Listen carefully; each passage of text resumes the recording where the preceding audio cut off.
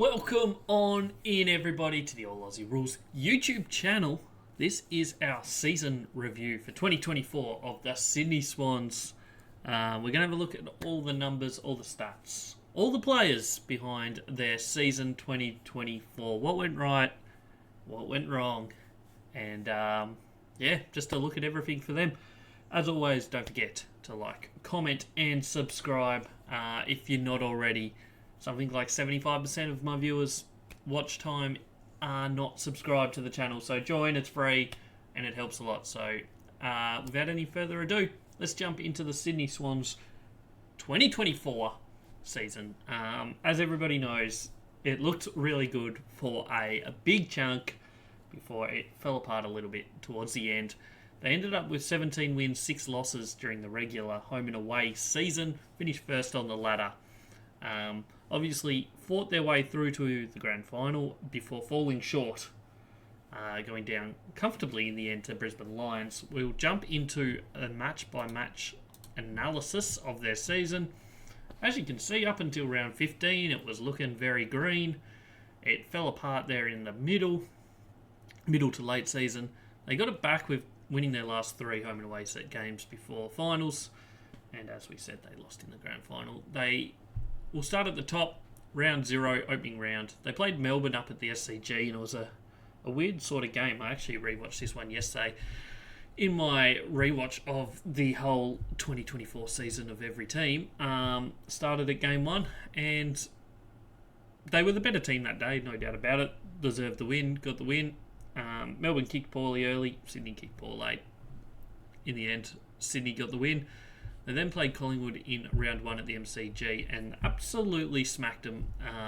In all honesty, the turnover game was flying for Sydney that day, which it kind of did all year in a way.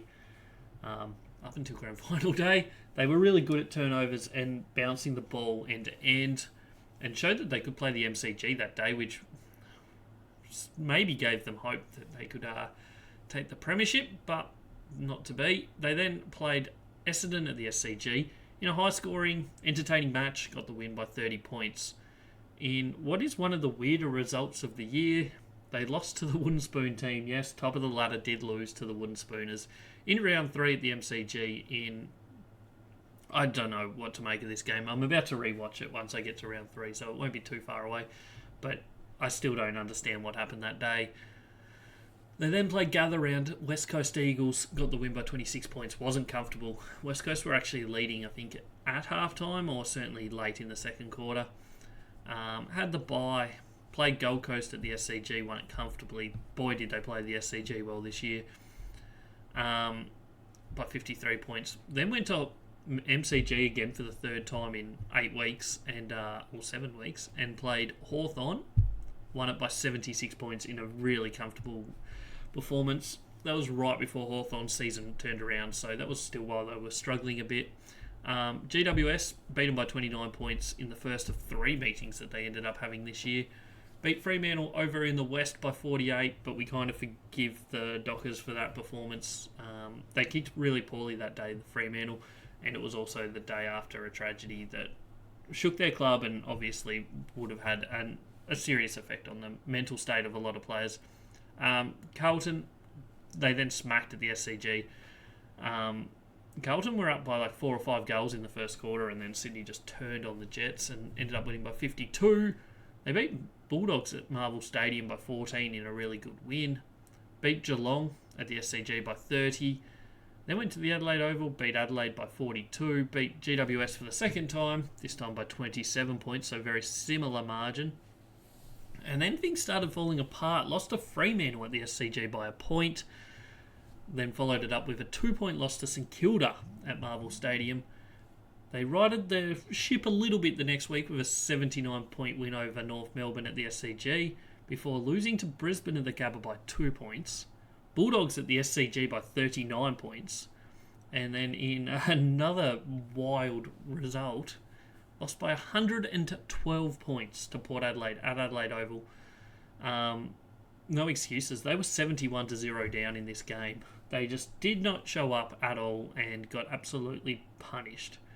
They bounced back with a come from behind win over Collingwood at the SCG by 3 points after being 5 goals down with a quarter to play. Beat Essendon by 39 points at Marvel. Then went to Adelaide and beat them by... played Adelaide at the SCG, in the final round and beat them by 31 points in a bit of a nothing game. They already had top spot sealed. They then played qualifying final against GWS and trailed all day, but fought home late in that last quarter to win by 6 points.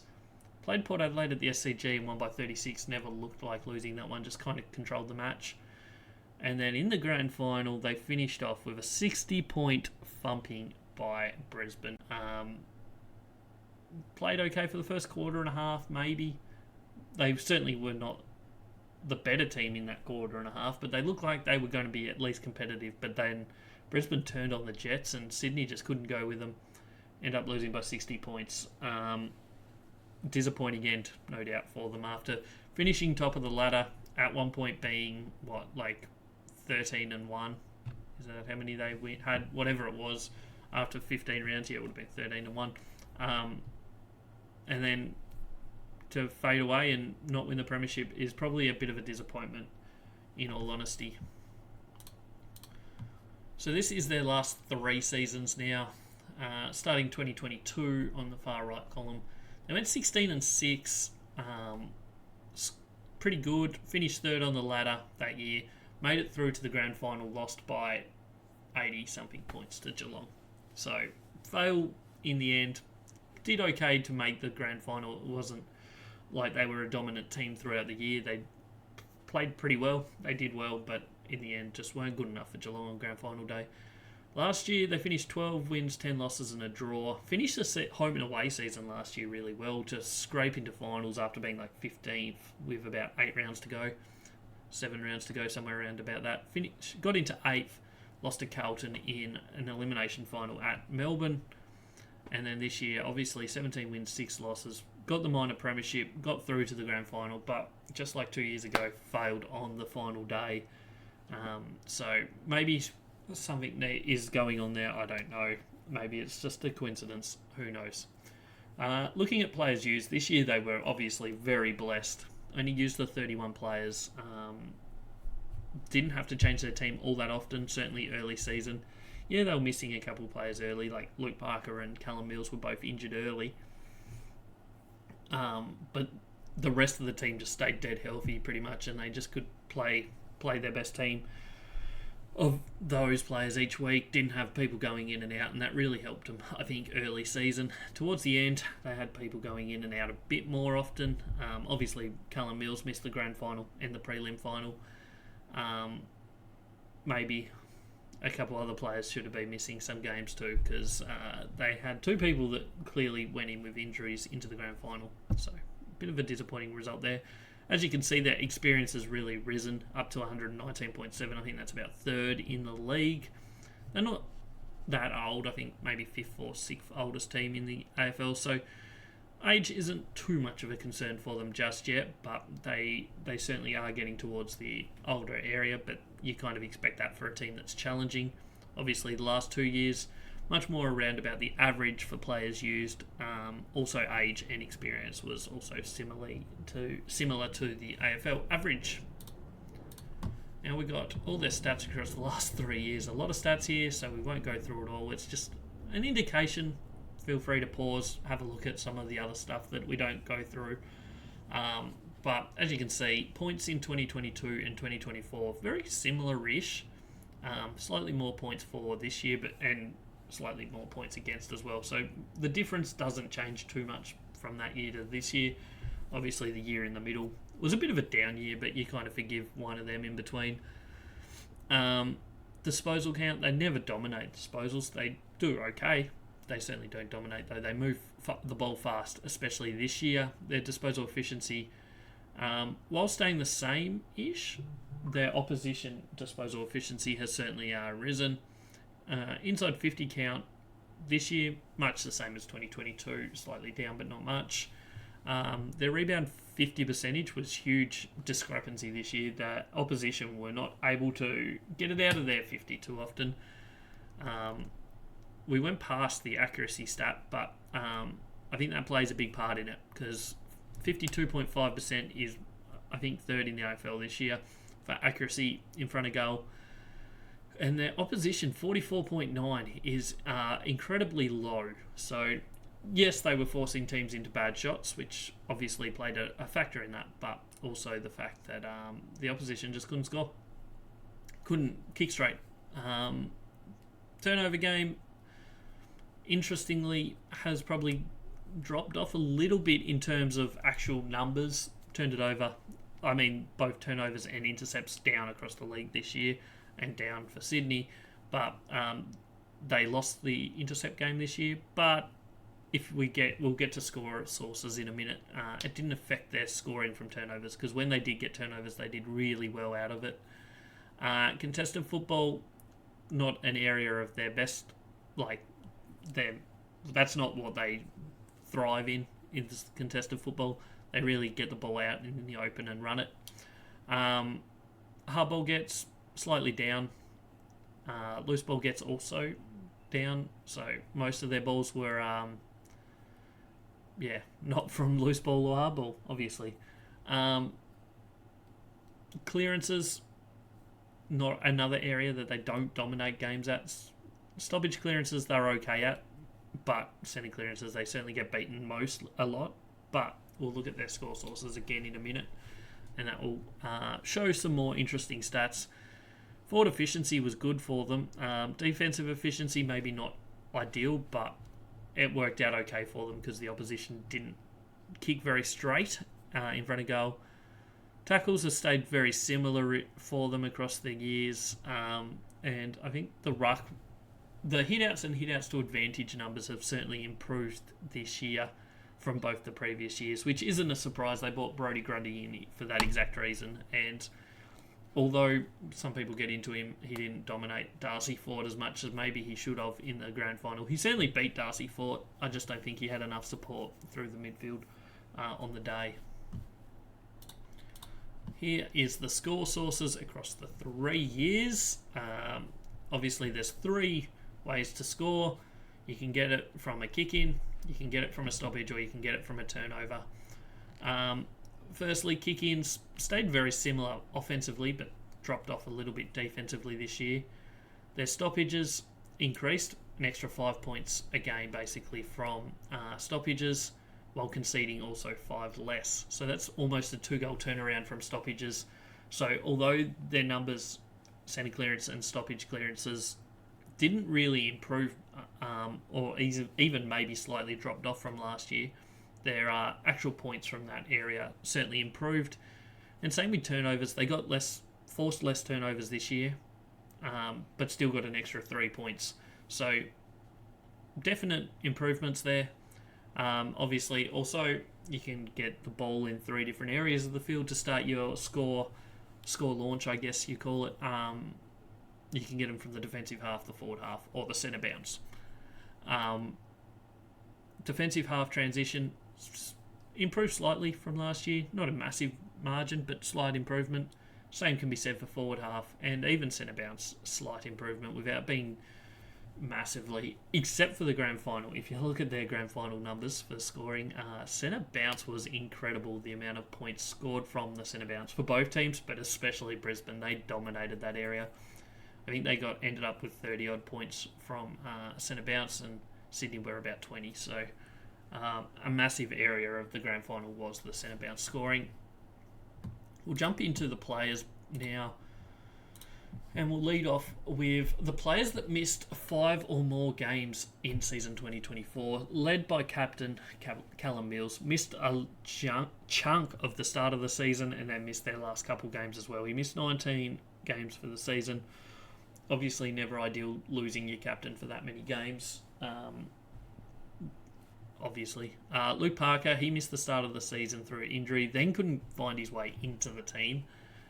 Because the team was flying. He then got suspended for a big chunk of the season for a hit in the VFL. Came into the team eventually and pretty much did his role. Was one of their better players even in the grand final. I mean, he did most of his work in the last quarter, but he still showed up. He did pretty well as a mid-forward this year. Missed 16 games though. Sam Wicks, he missed 10. Robbie Fox missed 8. Taylor Adams missed 7. some of them through form. Obviously didn't get a go in the final series. Justin McInerney missed 6, Dane Rampy missed 5, and Tom Papley also missed 5. Jumping in to the best players for their season now. By position, as always, with all these season reviews, we start with the back line, the key defenders first up. I think, in all honesty, probably the biggest issue at the moment for Sydney is their tools at the forward line and their tools in the back line. And this is shown here. Tom McCartan, he was solid without being outstanding. Overall rating dropped quite a bit from last year. It didn't affect them too much through the season because, they were winning games, but overall, a slight drop-off. Lewis Milliken, less of a drop-off, but still a slight drop-off. Still okay without being outstanding. Their key forwards, this is probably their number one issue, in all honesty. Hayden McLean played as a ruckman mainly last year, whereas this year, a key forward, seeing Brodie Grundy came into the team and wasn't needed as a ruckman, just more of a backup ruckman. I don't know if we've seen enough from him to consider him a key forward going forward. I don't know. Logan McDonald, again, not an outstanding season. Did okay, wasn't outstanding. Joel Amartey didn't show much improvement. In all honesty, very quiet in a lot of games. He kicked 9 in one game and looked like a future superstar, but then across most of the rest of the season really struggled to be involved in games. Did kick the winner against GWS in the qualifying final a few weeks back, but still need to see more improvement from him if he's going to really lock in as that key forward of a team that can continue to push for late in September. Medium defenders, Nick Blakey was good this year, as good as he was last year. He runs the ball well, he gets the ball, he runs it, he uses it well. A vital part of their backline and their whole ball movement philosophy is Nick Blakey, and he does an outstanding job, no doubt about it. Callum Mills missed too much football this year, in all honesty, but once again, when he was out there, was doing his role, did well. Oliver Florent showed signs that he was improving early season. I'm not convinced about him just yet. He's a good player, don't get me wrong, but probably wants to take that next step. Just can't quite take it. Matt Roberts was solid this year without being outstanding. Dane Rampy was a bit down, in all honesty, for most of the season. Captained the grand final team, but not the best season from him. Medium forwards now. Tom Papley did what Tom Papley does. Kicked quite a few goals this year. Roughed up a few people. Ruffled a few feathers. Did what he does in the end. Pretty good season. Was a crucial part of them getting to the grand final. Also didn't do much in the grand final. Will Hayward, pretty much ditto. Not quite ruffling as many feathers. Is a player that gets out over the back really well, uses his speed, kicks goals from that area, but overall maybe just lacks a little bit of the consistency of someone like Papley. Sam Wicks played 16 games, was solid without being anywhere near exciting enough to warrant a game every week, I think. Their mid-forwards, as I said, Luke Parker missed a lot of football this year. Played really well, kicked a lot of goals, a completely different role than he had last year. Last year he was a midfielder. This year he was a forward that sometimes went into the midfield, so you can kind of understand the AFL rating dropping from year to year. It's still a solid season. I think there's rumours that he'll be leaving. If I was any other team, I would certainly be having a serious thought about trying to poach him, because he showed that he's still got a lot of talent and can be very important to a midfield or as a medium forward that rotates through the midfield. Same can be said for Taylor Adams. He had that role last year for Collingwood, and he went to Sydney because they gave him a 2-year deal. And he'll be disappointed because he couldn't get into the team in the finals. He played a lot of forward role this year, like he did for Collingwood. There's just too much depth to be at Sydney to be a full-time midfielder unless there's injuries to one of their guns, which we'll get into in a minute. He did his role, but in the end got overlooked for the grand final and prelim final teams. James Jordan came across from Melbourne, played a good season, played every game, did his role, was a good get for them, pretty much improved, I think, did well. Just couldn't quite get over the line with the team at the end. Their key midfielders, this is their strongest part of their ground, no doubt about it. Isaac Heaney moved from that medium mid forward role to full-time midfield this year and absolutely excelled at it. He missed a couple games, one through suspension, and then missed the last week through resting. Turns out he played injured through the final series, apparently. But, I mean, in the qualifying final and the prelim final, he was best on ground. Grand final, he was nowhere near best on ground. He's a very good player. He showed his absolute talent this year, but that's now 2 grand finals in 3 years that he's played in, and only, I think, had 14 touches in both of them. So, 14 touches and a goal both times. From someone who this year averaged over 20 touches, kicked a goal a game, more than a goal a game, I believe. Bit of a disappointing end to his season. Chad Warner was outstanding all year. He only missed the 1 game, was really good. Showed improvement. There's talk that he's going to go to WA next year. It'll be a massive loss for Sydney if he does go. Errol Goulden, number 1 wingman in the competition, slightly down a little bit this year. I think not overall. His best was still as good as it was. I think he maybe lacked consistency in a couple games. It'll be interesting to see if they just keep him running up and down that wing for the future, or if they try and bring him more into that inside midfield role a little bit more. Because a few games they did try that, and I think it worked pretty well. He's an absolute gun that just runs all day and gets a lot of the football. James Rowbottom, probably the underrated midfielder for Sydney, in all honesty. He had an outstanding season. He's their defensive mid. He gets a bit of the ball, in all honesty. He tackles hard, he pressures hard, and in my opinion, probably almost their most important midfielder, just because they don't really have that role elsewhere. I mean, maybe Taylor Adams or Luke Parker could go into the midfield and play a more defensive role, but in all honesty, he's very important to them. McInerney, he was solid this year, much the same as last year. Jake Lloyd, slightly down, but that's kind of expected when he just didn't get as much opportunity in that midfield as he has previously. And Brodie Grundy came into the team this year, obviously to be that number 1 ruck. He wasn't getting that opportunity at Melbourne last year, and he did a really good job of it.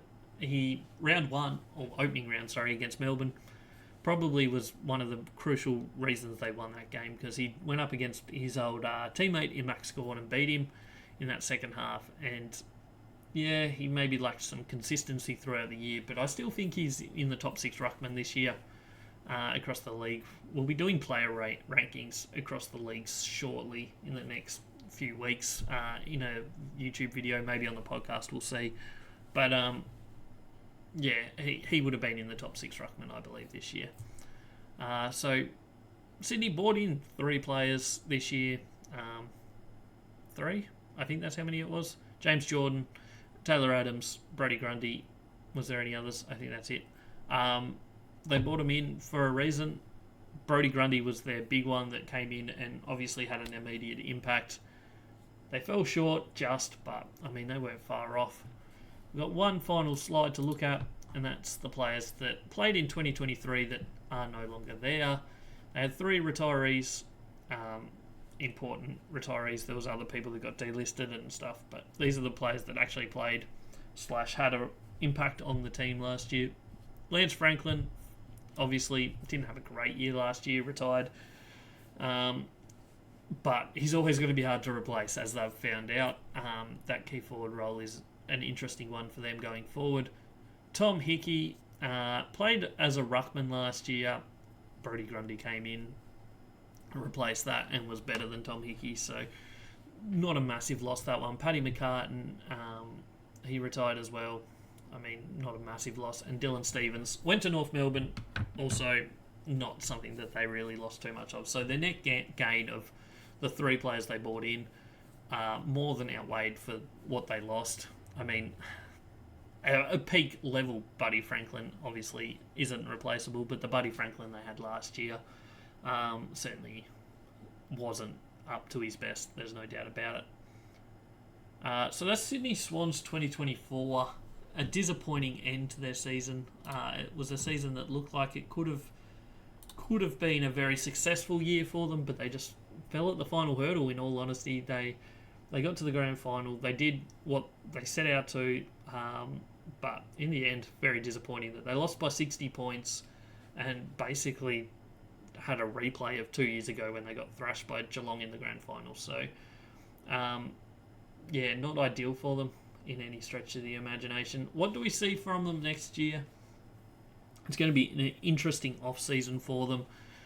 Players like Luke Parker, what happens with him? I think they need to look at their key forwards. Probably is the number one role they need to really find a way to be more effective with. I think their key backs maybe also could use a little bit of a tidy up, but key forwards is the more important part. Their midfield's obviously super. They failed a little bit in the grand final, but I think you can forgive one game here and there. I know it's disappointing that it's the grand final, but it is what it is. Their midfield's still dominant. Brodie Grundy's good enough ruckman to get them back there. There's no doubt about it. Their small forwards are really good. Their running backs are pretty good, especially if Callum Mills comes back into the team, which, I mean, he will. So they have the nucleus there. It's just whether they can get that key forward that can bag them enough goals to win them a game where maybe the small forwards aren't getting on top of. That's how I see it. Next year, it's hard to see them dropping down completely, but in all honesty, maybe they do. It's going to be interesting for them. It's doubtful they'll get as good run with injuries through the season. I know, as I said, Callum Mills missed a lot of games. Luke Parker missed a lot of games, but they had a very similar team week in, week out, certainly early season. It's doubtful that they'll get through next year with just 31 players. The AFL average is about 35. Some teams were having 40, 41 players, like Richmond. So it's doubtful they'll get through with just 31 players again next year. So I think it's going to be harder for them because of that. Teams maybe have worked them out a little bit, maybe not. We'll see. I think they'll slide a little bit. I can't see them missing the 8, but I can see them well and truly missing the top 4. But we'll see how that goes. Let me know down in the comments below where you see not Geelong, this is Sydney, where you see Sydney finishing season 2025 on the ladder. I appreciate you for watching. Brisbane season review is coming up in the next couple of days, so make sure you return for that because they are the premiers and that will be a good video to watch. I'm Jay. This is All Aussie Rules. Don't forget to follow me on all my socials. Podcast goes live twice a week, Mondays and Fridays on YouTube and Spotify.